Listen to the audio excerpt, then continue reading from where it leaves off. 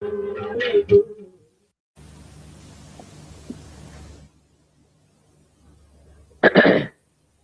I am going to talk about the mind. People don't know what is this mind is. It is very easy to understand for Sahajogis that we are the ones who react to everything that is outside.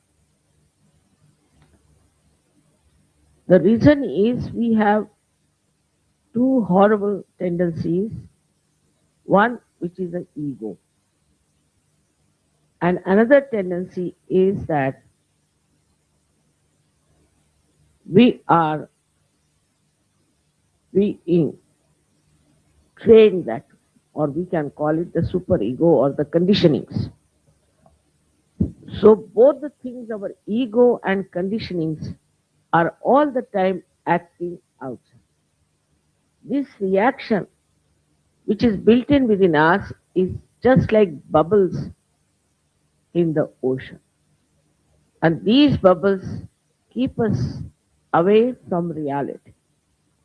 These bubbles are of thought, and they just blast you all the time in your head, and you don't know why they are. When you depend on this artificial mind of yours, then you have no discretion as to understand what is good and what is bad. This mind is the one where all kinds of evil things start, all kinds of quarrels, fights, and possessiveness. Lastly, the war also comes there. It is in this mind only, which is nothing but a myth. All these concrete, destructive ideas somehow or other come up. And then they start growing and growing. Then you find people whom you can impress also, put ideas into their heads. By reading, they learn, or by their lectures, or by mesmerism, whatever kinds of things they can do. They put your mind into such a frame that you accept these destructive ideas for yourself individually or maybe for the collective. So this mind is just a myth, and we are working through this mind. We are all the time satisfying ourselves by saying, oh, that's my mind. My mind wants it. You see, like one Indian Sahajogi went to America, and he told me that Americans are manavede. Manavede means they are mad after their mind. I said, what do you mean? He said, I gave money to my wife to buy one bush shirt for me. She went and bought some skirts. And she has many skirts, but she bought some skirts. So I asked her, why did you buy the skirts? So she said, my mind said that you should buy the skirts, so I bought skirts. So this is what it is, that the mind can take you to all kinds of wrong things because it has no connection with reality, firstly, and secondly, it is a mythical thing. Absolutely mythical. You see, people think that whatever they have created, it is out of their mind. It's a wrong idea, absolutely wrong idea. All great scientists, say Einstein has said that I was tired trying to find out the theory of relativity. Very tired. He had some concept, like all scientists take up some sort of a concept and they try to build up their research on that. And then I thought it's a wrong concept that I. Sunday he said I went into the garden, I said, let's try and play with the soap bubbles. He was playing with the soap bubbles like a small child. And suddenly from somewhere unknown, he says, the theory of relativity dawned upon me. Many scientists have said that they don't know from where they get this idea. From where did they get it? It has a special study now people are doing to find out how these scientists got these things. And in a very sahaj manner.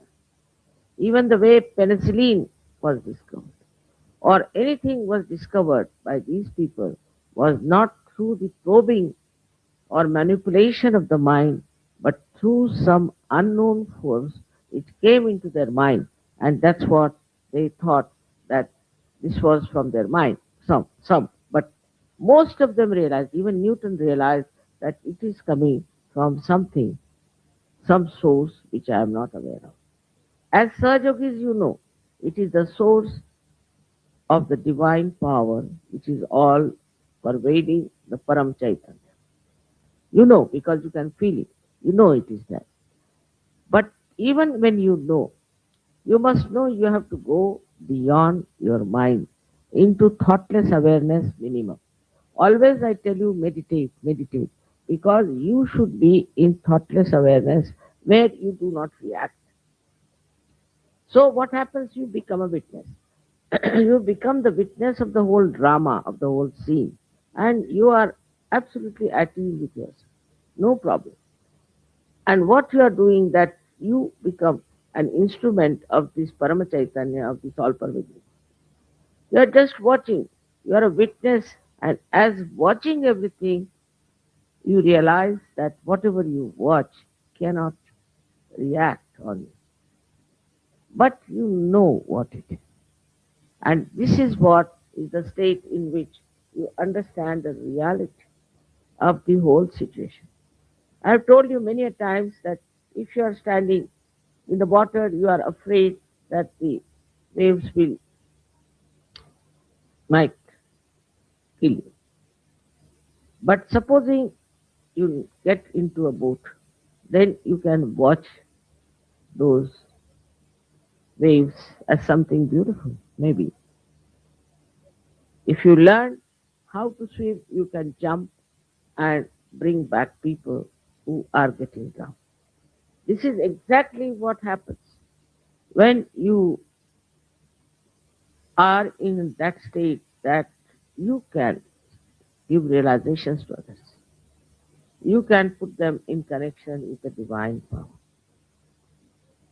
But first of all, you must know how to become thoughtlessly aware.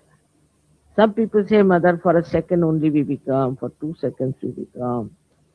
Because, you see, in our mind, even if you come to Sajog, you have so many conditionings to begin with. First of all, if you are born an Indian, then you are identified with him. If you are born in England, you are identified with him. One thing I have noticed about Sajogis, once they get out of this nonsense of this mind, first thing they start criticizing the way they have been living in atmosphere. For example, they'll say, this is Indian. Now, this is what the Indians are. Then he'll say, this is, if they are British, they'll say, these are the British. You see, they will be the best to criticize. Even others cannot criticize as they criticize. For example, Europeans will criticize.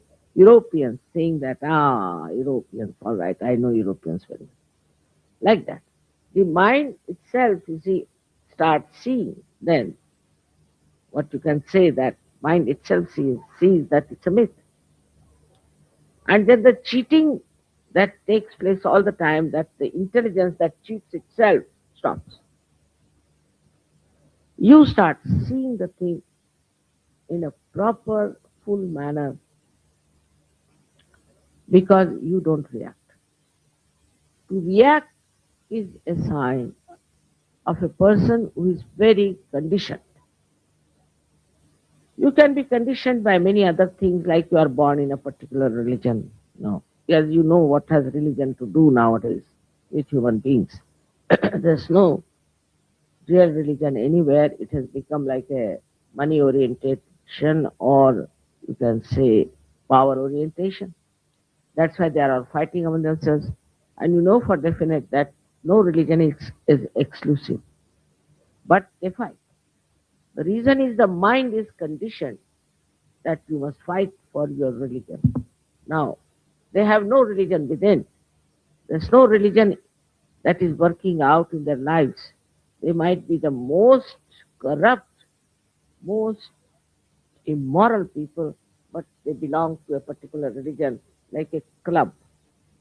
And then they start, you see, identifying themselves as something, and they have a right to do these things because they belong to a particular religion or to cult and this and that.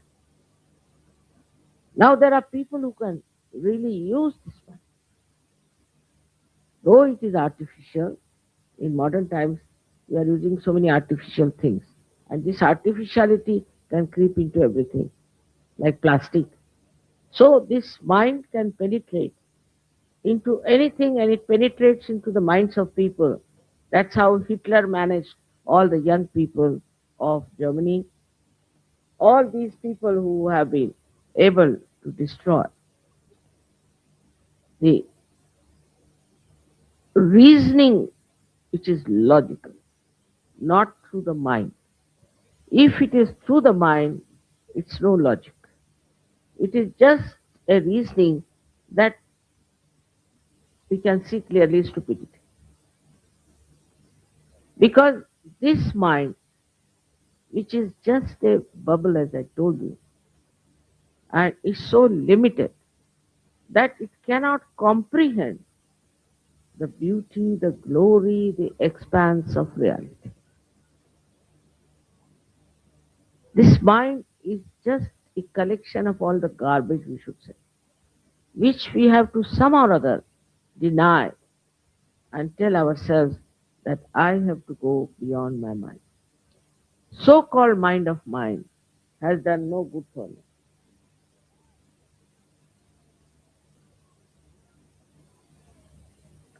And this mind of mine, which has been all the time controlling me, is just like the watch we have made and it is controlling us, or like the computer that controls us.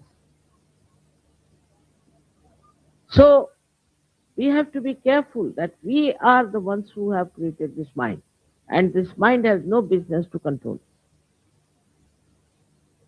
Many people try to control the mind. There's a way of doing it that I'll control my mind. Now try to understand, how will you control the mind? Only through mind, either by ego or by your conditioning. You have no means of controlling your mind because it is the mind which you have created and that is just existing there, which you cannot control, though you might think I can control.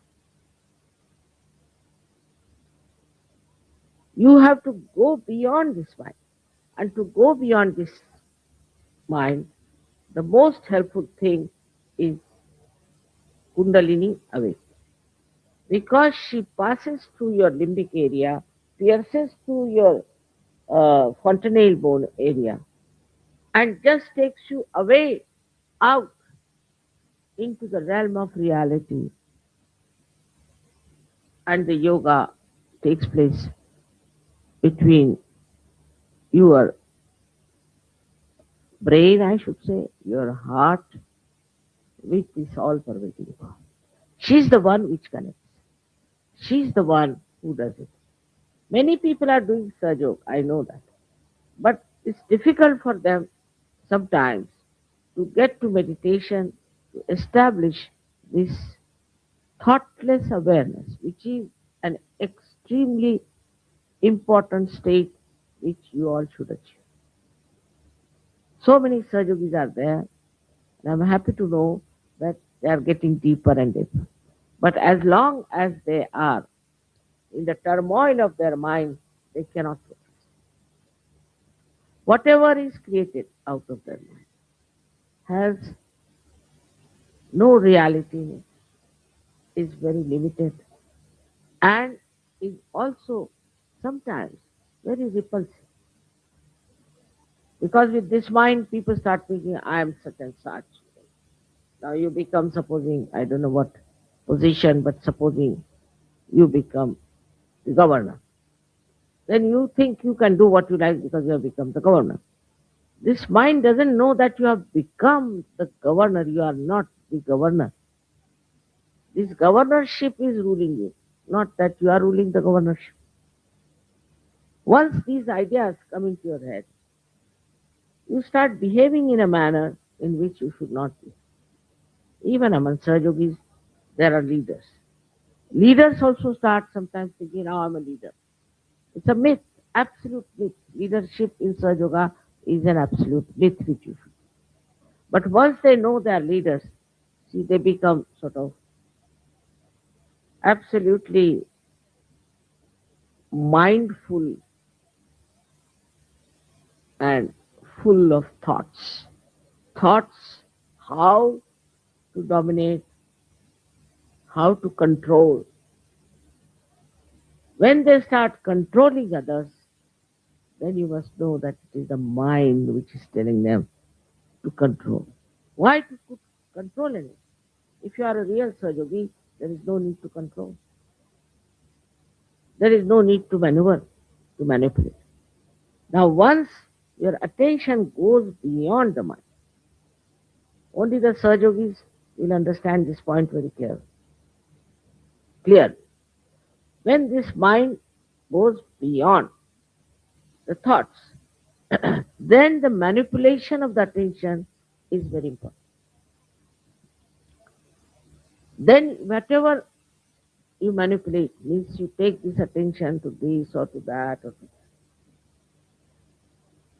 that. You will be surprised how dynamic you become, how effective you become, and how knowledgeable you become.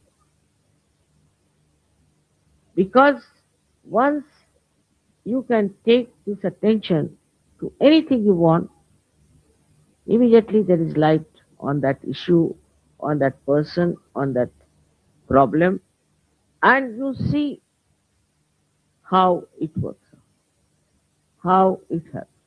In Sahaja Yoga, you have said, Mother, there have been lots of miracles with your attention or something like that. I agree. But your attention also is quite capable of doing things which normal people can't. Because now your attention is purified, firstly. And secondly, it is manipulated with the divine power and is manifesting its powers.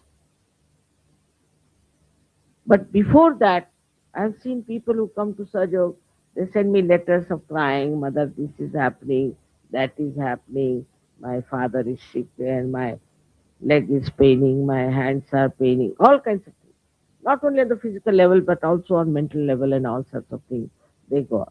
They sometimes write to me such long letters, I don't know how to write it. There's nothing to write so much. But they do, because at that stage they are still reacting and they don't know what to do.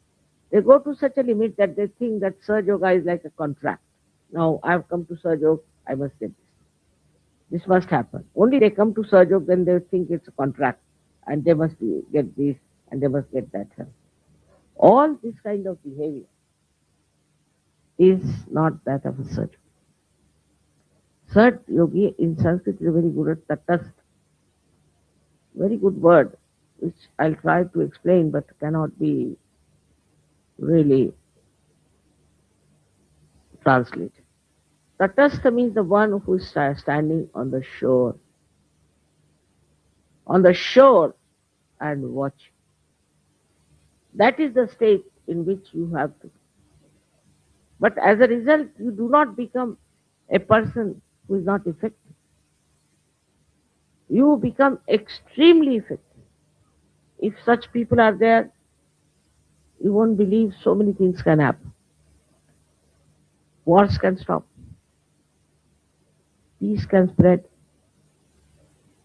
People who are evil will be exposed. Now, because it's such an amas working out of Sahajog, Sahajogis should not in any way find themselves in conflict with each other. Still, I find sometimes, and I'm amazed how people criticize other Sahajogis or other leaders while they themselves have problems. The reason is that once you start going beyond the mind, you automatically become introspective. And you start seeing what's wrong with me, this mind of mine now.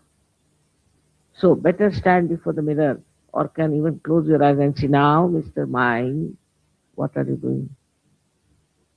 What are you up to? You face yourself. You stand out from yourself and see for yourself and ask the mind, what are you up to? That's the way. Once you are out of it, you can control it. Happy you are celebrating my birthday. I'm supposed to be quite old, though I don't think like that because I don't think. One has to be beyond the mind, to think about yourself all the time or to think about things which do not concern you sometimes. And just try to put your mind into a turmoil, which is very dangerous these days. To stop your thought, first of all, I think in Sahaja Yoga you should stop reading anything. Because if you start reading, then what happens again? You start collecting thoughts from that. I've seen many people whose mind is nothing but the books from others or the words of others or quotation of others. They are nowhere. You cannot find them. They are all lost people. He says so and that one says so. When I was writing this book, which you know that I have written down, they were saying, Mother, but Plato said like this and Rousseau said like that. I said, let them say whatever they wanted to. I'll say what I know. Why should I refer to them? I don't have to go to the libraries and read what Rousseau said, what Plato said, what I know, whatever I have witnessed in my life, I should write clearly without thinking about what others have to say, what others have described. And also this mind has another big problem, that whatever is written down in black and white becomes Bible. Then whatever is done before is something great.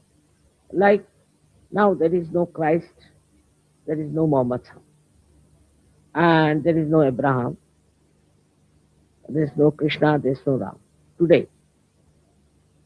But they will think of what Rama said, what Krishna said, then in Gita this he said, in Gita he has not said a word about Kundalini, so why Mother is talking about Kundalini? He might have said, can't say, who wrote Gita? Never Sri Krishna. Christ never wrote Bible, Quran was not written by Muhammad. So what they have said, why should you worry about that? Instead of that, you take the experience that everybody has said. That you have to be born again, everybody has said. That you have to go beyond the mind, also everyone has said. Why not do that and then see for yourself? But people like in their identify. Now if they are Christians who are coming to Sahaja Yoga, still they are happy if it is Christ. Very happy. If they are Hindus, should be Krishna or Rama. Maybe. If they are Muslims, it should be Muhammad Sahib, Fatima or so. Otherwise they can't get out of it. It's very difficult. Their mind is such that is so much made from childhood. You are told you are a Muslim, you are a Muslim, you are a Christian, you are a Christian. So they believe it. Supposing you are born in some other religion, then what would have happened? You would have been something different. But this mind has been injected with the ideas which has gone into your head, and that's how you are so much without any freedom. You are tied down with these conditioning.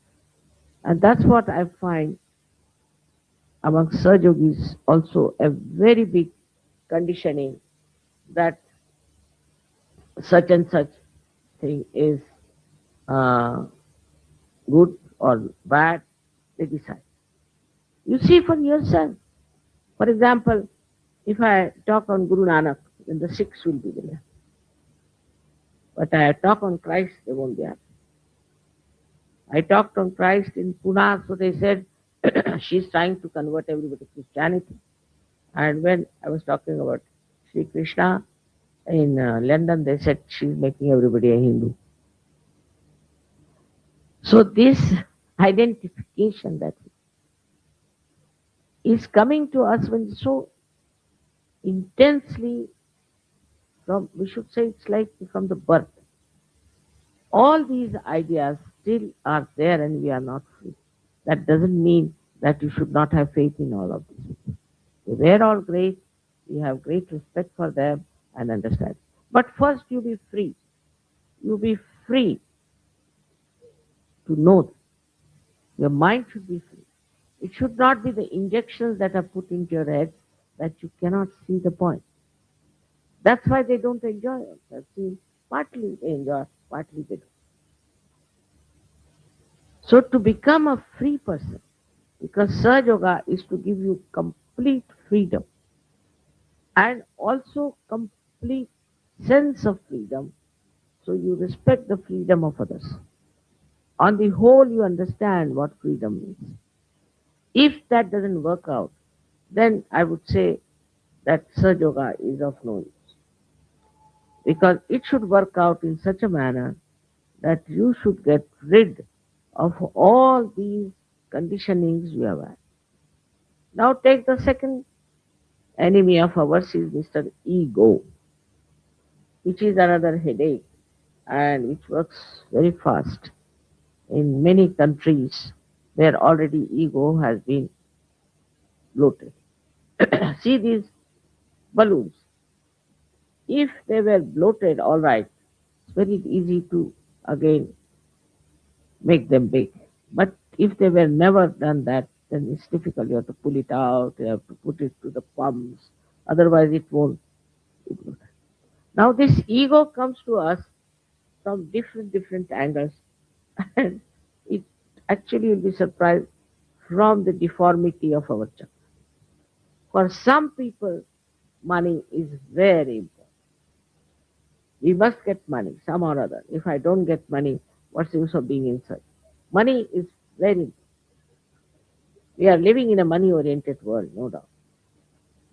But I have told you that what's the use of having money that makes you a fool, which takes you now. See the countries which are very much money oriented, who are supposed to be very rich.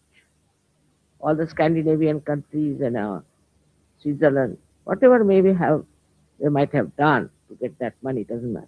But they are people with money. People are committing suicide, young people are committing suicide. There's a competition going on. They are very unhappy. Why?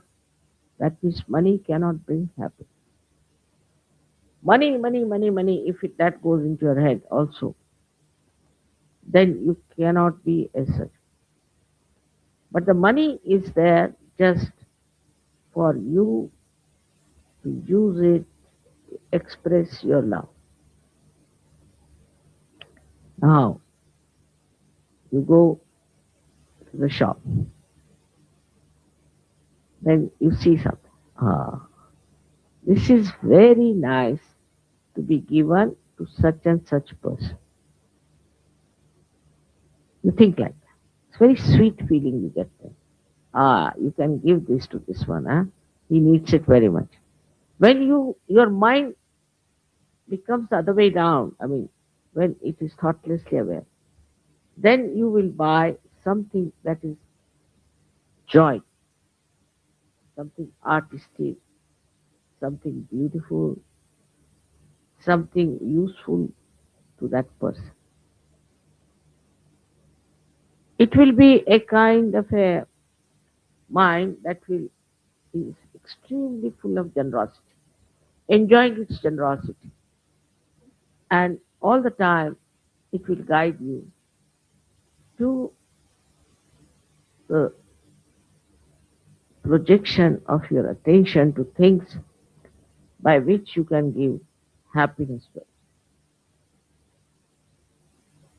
Small, not necessarily expensive things. If you have money, better spend money in buying things that you can give to others, that you can uh, express your love, your gratitude, your shraddha. It is very remarkable how people give money to these sadhus and babas in thousands and thousands and crores of, because I think in them it has come that to satisfy their shraddha they must give it, and so they give. And they have amassed so much money. They have no sense of it. They don't understand the value of that. To them it is nothing but money. So in the modern times I think the worst thing of ego is money. I've seen people who are very rich, supposed to be great business wallahs and something like that. They must meet me separately. We must come, mother, and see. But they are useless people, absolutely useless. So they'll come and tell me, I'm having a loss in this, I'm having a loss in that. Can you help us in this way or that? I just don't say anything to them. But they have said, mother, we have recovered because of your blessing. Maybe, but it's stupid.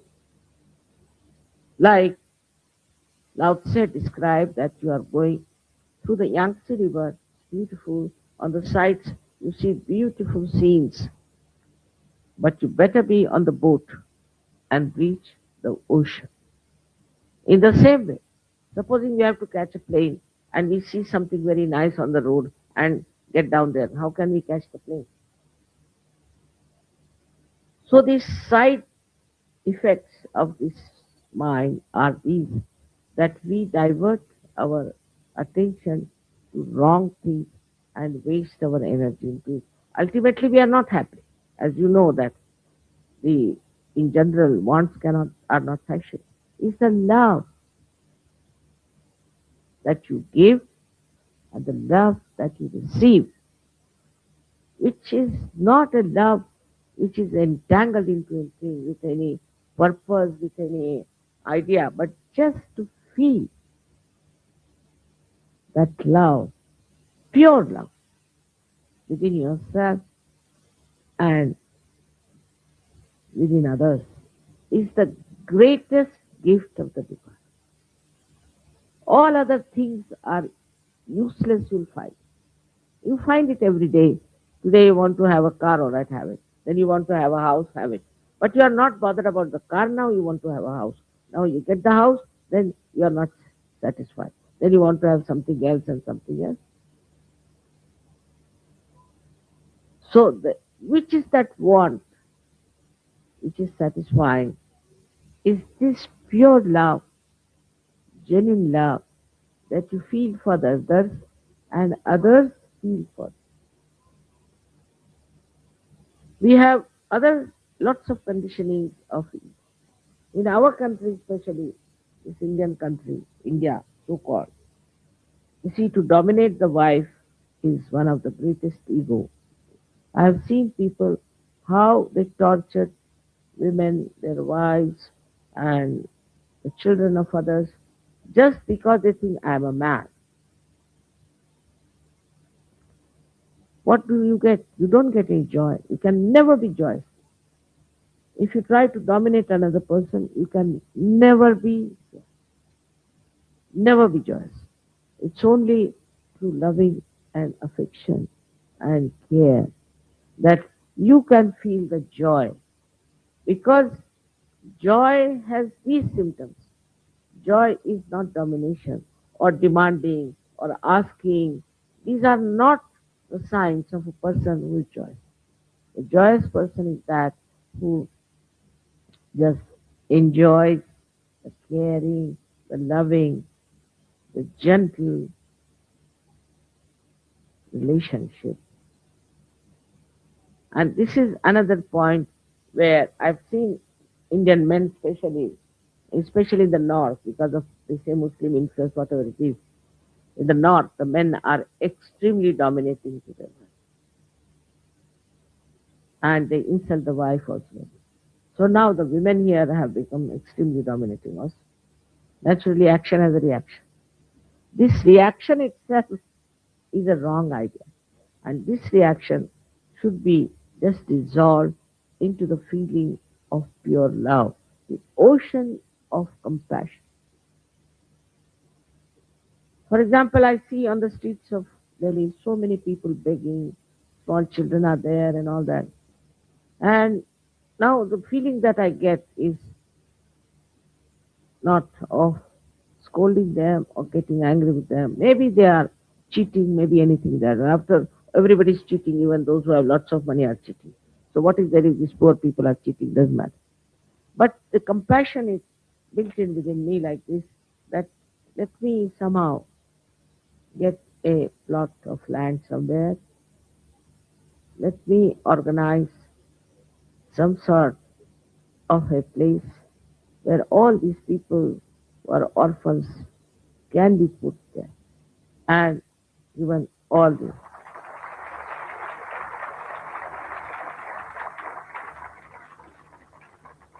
help. And maybe from this pond of misery and poverty, you might get lots of lotuses coming. But the feeling has to be collective. I feel that way. That will solve the problem of Delhi. But that doesn't mean that, like other social workers, like I have been connected with some social workers, and I was amazed that it was nothing but a ego pampering business. It has nothing to do with social work. Haphazard and nothing deep in their in their attention to look after these people. So with the great feeling of love and compassion, we can do it. We all can do it and can work it out. One of my desires is this. If it is a desire of you all, it will work out. It's very important that they are also human beings and we have to look after them. But for that, one should not think that I will be the treasurer, I'll be the president, and I'll be this. All these clergyship should go from the mind itself. Otherwise, you are not free. You are not free. Like there's a nice joke about it, that one somebody went to see the minister, and the private secretary was there attending to the people, and he was getting very angry with them and all that. So some villagers said to me, "Who are you?" He said, "Don't you know I am PA?" Ah, PA, oh, that means you are drunk. All right, you have nothing to say. So a person with ego behaves like a person who has ego. Is a person like a, you can say, a drunkard, or sometimes like a lunatic, really like a lunatic. Sometimes you have to meet them with a barge pole. I told you, some of these people who have got awards for peace, one has to talk to them with a barge pole because they might just jump on you just like a cat, or could be like a leopard. You don't know how they are built up. I don't know how they got these awards for peace, but they have. So the peace is within us, and this peace has to be retained and introspected and seen. Are we peaceful or we are reactive? If we are reactive, then we are not peaceful. But people will say, yes, yes, I'm very peaceful, but I have to react. Then you are not. Just face yourself straightforward and see for yourself that if you are peaceful, then this peace will spread all over. It will help others. It gives them physical, mental, emotional, and spiritual peace. So you people have a great responsibility of coming to surgery. It is not just a certificate or my badge that you are a surgeon. I would like also women to see to this point, because what I've seen about women is that they are mostly worried about their children, about their husbands, jobs, and things like that. But they are not worried about others, about people who are around them. So they have to also take to such a style of life in which they expand their love expand their attention to other people and see how they can please others. This situation is used to be non-existent in the Western countries. I think they never knew that you should please somebody for no reward or for no purpose. If if you give in a present to somebody, they'll say, "Oh, what do you want? You want coffee?" Or immediately. To them, they cannot understand that somebody wants to express one's love. No, they can't. So this now mind has changed because Swajogis are there and they are different people. But what I have seen before was so remarkable that they thought it was a weakness that they are giving us presents because they feel they are weak. All these ideas are changing in the West, and also we should not adopt their stupid ideas that we can control people by giving them things or by uh, giving them some sort of promises.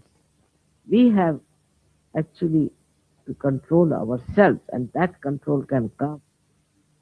Do not allow your mind to control. That control is complete freedom. For example, now take an aeroplane which is perfectly built, which is absolutely all right, then only it can fly. In the same way, if you are a perfect Sahajogi, then you will have no problems in dealing with any problem, with any circumstances, with any person. There are many Sahajogis in the West I've seen, they said, Mother, we don't want to take any active work because we'll develop our ego. They think their balloon is already bloated out, and if they do some work, their ego will go up. So they say, we don't want. It's not so. It's the love. You are working for love. Such an ocean of love is within you. How can you do without? And this has to work out at every level, whether it is your family, whether it is your city, whether it is your country, or the whole world. This is the new generation we have to create of people who believe in love, which is truth. Which is truth. Without love, you cannot have truth. Because when you love somebody, you know everything about that person. In the same way, when you love your country, you know about everything about that. But first, you must love. Why people are now having problems? Because they don't love their country. If you love your country, you will know what is the essence of your country, what is the problems of your country, uh, what it is going through. And that intense feeling of oneness itself will work out because after all you are connected to the divine. But with intensity you should feel for all these things that are really so destructive and troublesome in these modern times. I again want to thank you for celebrating this birthday and for all the sweetness you have showered upon. You are just like these beautiful flowers for me, which are anxious all the time to make you happy, to please you. Just like that, I find you before me. Beautiful flowers, fragrant with divinity. I hope you all will understand your own value and work it out. May God bless you.